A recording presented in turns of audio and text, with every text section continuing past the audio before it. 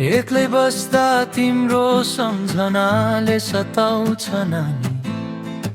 जहाँ जाऊ तिम्रै झझल्कोले पछ्याउँछ नानी। खोइ किन हो किन तिम्रो यादले, खै किन हो किन तिम्रो मायाले। हरेक दिन तिम्रा सम्झनाले सताउँछ नानी। तिम्रै मायाले सताउँछ नानी। पोखराको फेवा ताल किनारमा एक्लै बस्छु म। हावाको प्रत्येक स्पर्शमा तिम्रै नाम सुन्छु म।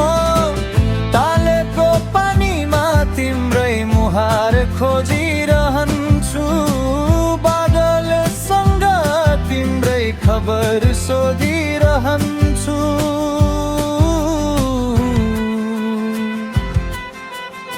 तिमी त परदेशमा सपना बुन्दैछौ।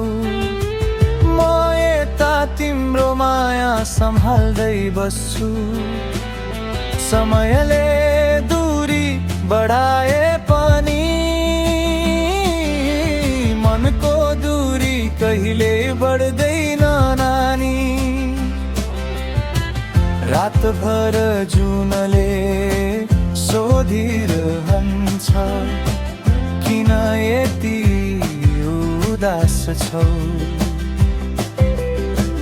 मुस्कुराउँदै भन्छु म, मेरो संसार त परदेशमा छ। फर्किआऊ नानी मेरो पोखरा फेवा तालले तिमीलाई बोलाउँछ। बेगनासको हावाले तिम्रो नाम गाउँछ। मेरो यो मन तिमीलाई नै खोज्छ।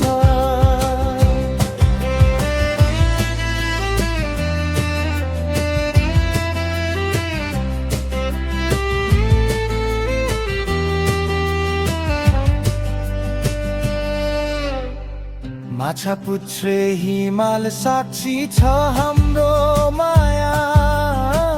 दूरीले कहिले टुट्दैन यो छाया।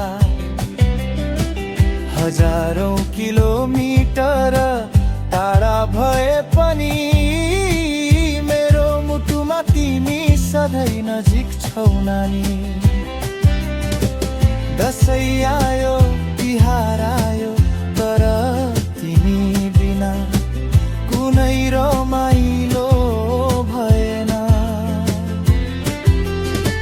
सेलरोटीको मिठास पनि फिका लाग्यो।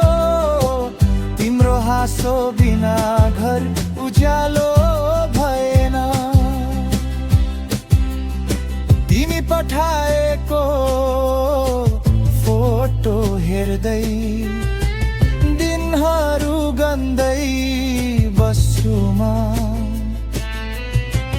एउटा सन्देशको प्रतीक्षामा रातभर जागै बस्छु म। जुन दिन तिमी फर्केर आउनेछौ, फेवा किनारमा हात समाउनेछु। सपना सबै सँगै सजाउनेछौ। जीवनभर कहिल्यै नछुट्ने बाचा गर्नेछौ। फर्किआऊ नानी मेरो पोखरा, मेरो जीवनको तिमी नै सहारा। माया हाम्रो सागर भन्दा गहिरो, विश्वास हाम्रो हिमाल भन्दा अग्लो। आज परदेशले छुपे पनि भोलि भाग्यले फेरि मिलाउनेछ। पोखराको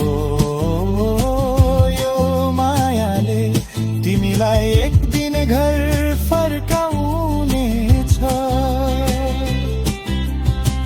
एक्लै बस्दा तिम्रो सम्झनाले सताउँछ नानी, जहाँ जाऊ तिम्रै झझल्कोले पछ्याउँछ नानी।